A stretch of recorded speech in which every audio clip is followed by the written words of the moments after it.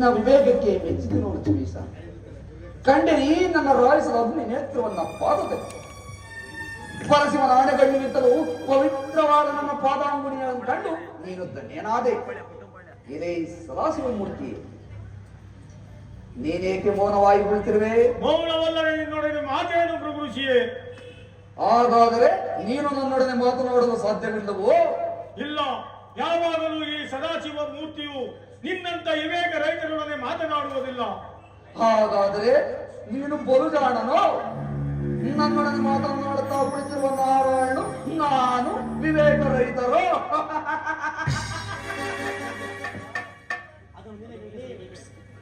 ಅದನ್ನು ನೀನೇ ವಿವೇಕಿಸಬೇಕು ಪ್ರಭು ಋಷಿಯೇ.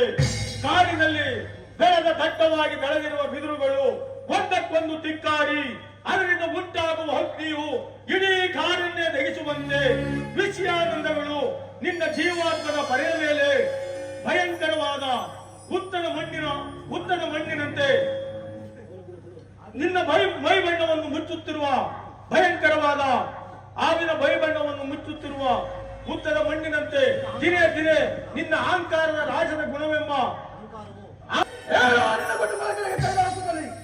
ನಿರೋಧಿಸ ಜನಾರ್ದನ.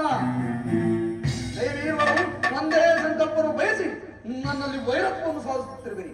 ನೀನು ಹೊರಡಬಹುದು ಆ ಸದಾಶಿವನನ್ನು. ಋಷಿಯೇ, ತೊಟ್ಟು ಮಾಡಬಲ್ಲದ ಹೆಣ್ಣು ಕಳಿಸಿ ಬೀಳುವುದಿಲ್ಲ. ಹೊರಡುವೆನು ಹೆಣ್ಣುಗಳಿಗೆ ಎಲ್ಲಿ? ಕೌಸೋದಾರಿ, ತಡ ಮಾಡಬೇಡ. ನಿನ್ನ ಕಾರ್ಯದಲ್ಲಿ ಅರಿವಿಲ್ಲ ಈ ಭೃಗು ಋಷಿಗೆ.